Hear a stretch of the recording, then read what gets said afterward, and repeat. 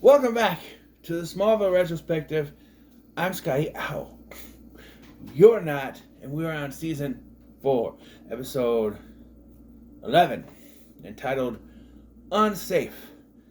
She's back. That's right, Alicia is back. Yeah. So, this episode brings back Sarah Carter as Alicia. And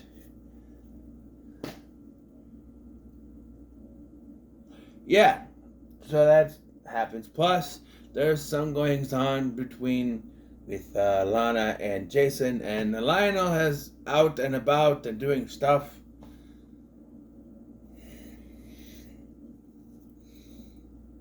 And Chloe is also there. But yeah, so this episode is how to put it mildly, steamy. Steamy. Yes. So the last time she was here, and they were caught in the bedroom with Steamy. Oh, they see nothing. See nothing. They're pushing the boundaries of what they can put on network TV, and let me tell you, we get brought in panties. So we start off Clark at the talent doing homework. Why you would do your homework in a crowded coffee house is beyond me. You need absolute quiet to concentrate on your homework. And it's loud as hell in there. These two hot chicks, who I've seen before, not know where, but I've seen them. Besides in this season of the show, I've seen them other places. But they're hitting on him, and he's like, no. I'm just gonna keep to the homework, and I'm like, you idiot. No, I know. Like they invited him to like a hot tub party thing, and I'm like, I don't know. Speaking of someone who's never been invited to a hot tub by a hot chick, I'd go in a heartbeat. I'm gone, and I wonder why. I'm gone, and I understand Clark's a different thing altogether. Hold on a minute. Turn that off. He's a different thing altogether because, his powers and whatnot. But, his mom, who still owns the town, working for the town, by the way, is like, you'll find someone. He goes, then someone had to be crazy to go out with me. Immediately smash cut to Alicia, being released by her Dr. McBride. Yes. She's free. She's cured, apparently. The opening credits, and then Alicia shows up to meet with Clark in his loft, and she has this little handy-dandy wristband thingy that stops her from using her powers, and apparently it does that by injecting trace amounts of lead into her bloodstream. That could kill you. That's what I always say. Hey, don't get poked with a pencil. And I asked him how the pencil was fine, but you don't want lead in your bloodstream. That's poisoning you. You get lead poisoning, or graphite poisoning is for pencils. But still, same thing. That's bad. It's slowly killing her is what it's doing. Just to quickly go over the side plots before we get going on this one. Lana visits Jason at Central Kansas A&M, which becomes a location in season 5 for Clark. And Jason tells her he left because she wasn't ready for that kind of a relationship, a sexual one. And then she talks to Chloe about it, and Chloe reveals that she has done the bang booming when she was in Metropolis between seasons 2 and 3, I think it was. Or was it 1 and 2? Between seasons 1 and 2. I think it was when she's doing her internship. Yeah, seasons 1 and 2. And the guy's name was Jimmy. And she describes him as being the bow tie type. You think you know what Jimmy it is, although it ends up not being that Jimmy. Confusing. When we get there, it's confusing because they wanted to do something with this character, but then realized, oh wait, can't do that, so we have to. Yeah, I don't know. But yeah, so it's hinting at Jimmy Olsen. And so then Lana decides she's gonna put a bunch of candles around her tiny little apartment. Fire hazard! As Jason comes in, she gets all sexy like, tried to unbutton her shirt, which women, why do you do that, women? Why do women do that? Well, I'm gonna be all sexy, I'm gonna put this button up shirt on and I'm gonna slowly do it. Yes, it's seducing, sure, but like just if we walked in and you were already naked, it wouldn't matter. Either way. It wouldn't matter. We wouldn't care. We wouldn't complain.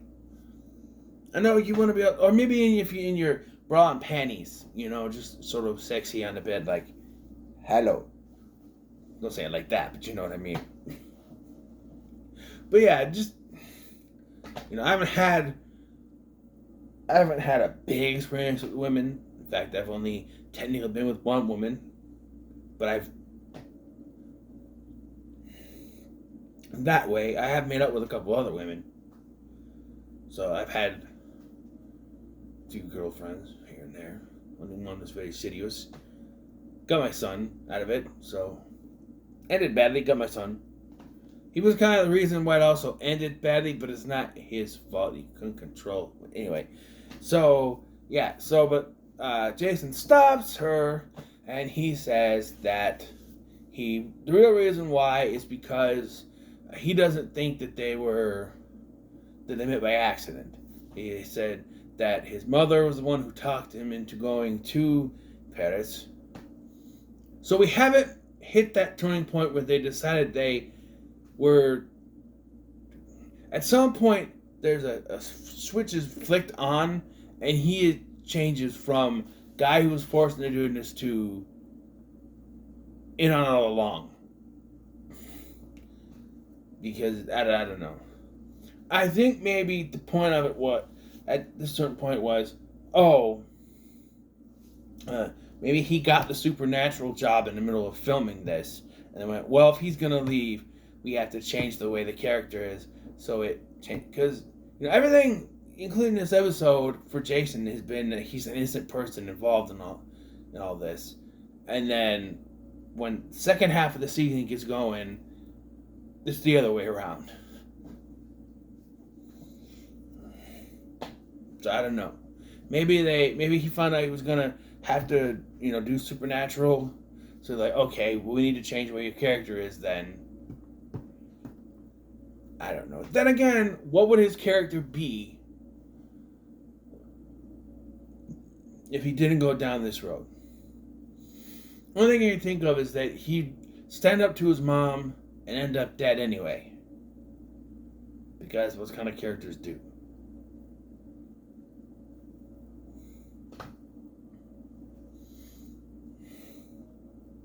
I don't know. But yeah, there's that. And then Lionel comes to talk to Lex, and Lex, they have back and forth. And Lex thinks he's looking for her remorse and everything. And then it all ends up with Lionel moving into the pool house or whatever it is, the guest house. The guest house. He doesn't have a pool. Why doesn't he have a pool?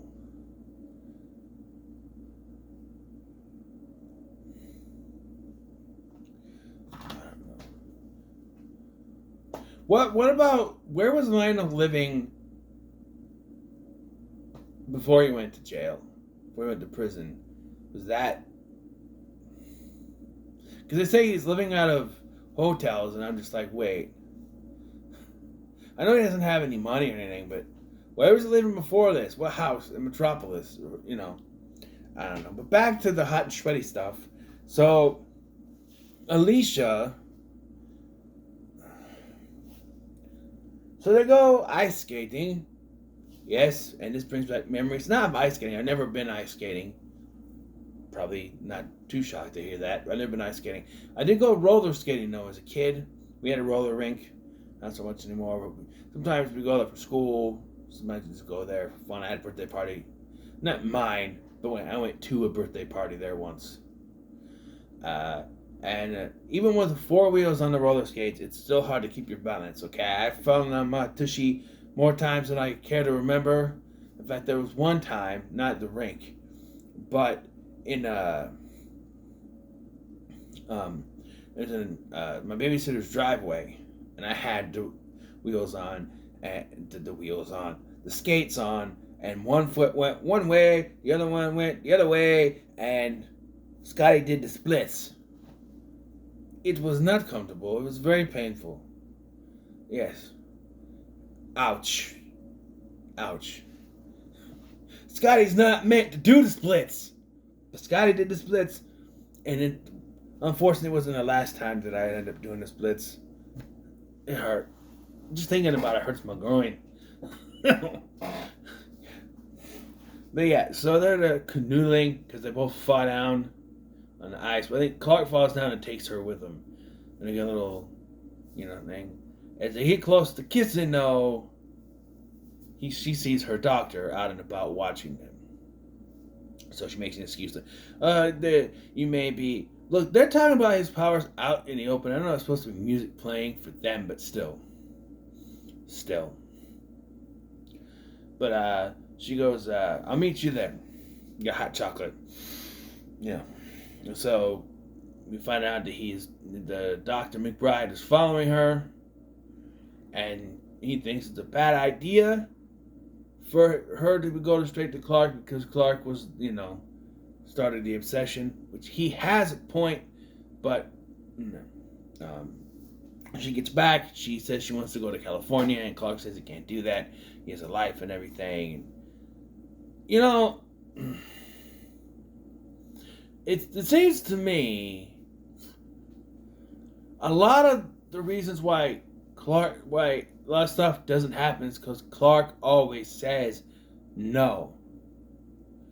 But he keeps saying that he wants someone he can, be truthful with and not have to do that. And when he finally finds her, he still says no. Now, I know going to California is a little much, but still, it's just, you write him a certain way, you write Clark a certain way, and you keep writing him that way, even when, at this point, you shouldn't be, because that's the whole point of Alicia, is that she knows his secret, so it shouldn't matter. But I guess, I'm still saying, going to California is a little too much. So what does she do? So this is a bit of a stretch. Not only does she know about the red kryptonite, but she somehow knows that Chloe has a ring with the red kryptonite on it. And what's more is that I think the Lana and Chloe scene is after this, and she says nothing about someone breaking into her stuff. Continuity error? I think so. But she makes this necklace thingy. She goes, I'm leaving, and I wanted to say goodbye. So there's this necklace that has the red kryptonite gem. Immediately turns him on and horny, and they get to making out, and yes, they get to start the sexy time, but she doesn't want to keep going because she's a virgin, but so is he. And again, that does not mean that you're from Virginia, people. So then it is Clark's idea to go and get married in Vegas.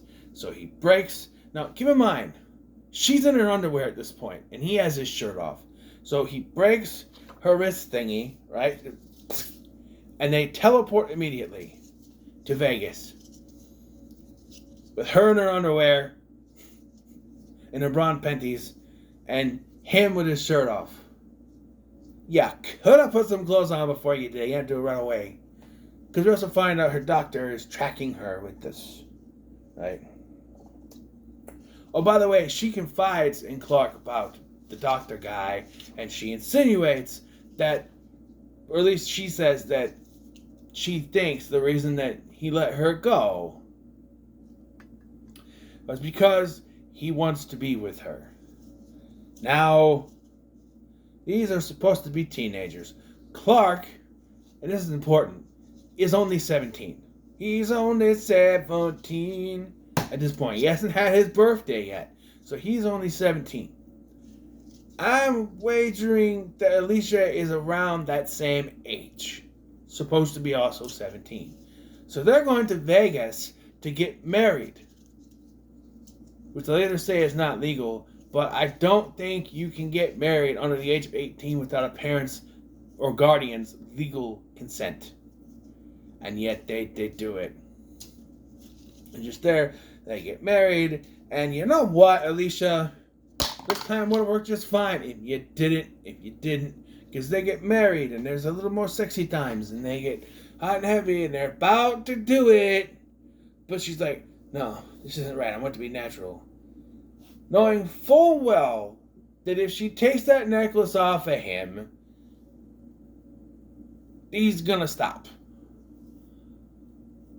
Now, I am not condoning forcing anyone to have sex with anyone, okay? But I'm just saying, from her point of view at this point in time in 2004, if she wanted this to continue, I'm not trying to condone this, but if I'm in the mind of Alicia, if she wanted this to actually continue, if she really wanted this to keep going, she wouldn't have taken the necklace off. Yes, it's not right, but I'm just saying. You know, if she wanted it to keep going, she shouldn't have taken the necklace off. But I understand if they're dead, then the episode couldn't come to its conclusion, I guess. So, she takes it off. He breaks out of it. Says, this is wrong. And then she teleports off. Again, in her bra and panties. Does nobody put clothes on before they go anywhere? And then we get to the part that really makes no sense to me.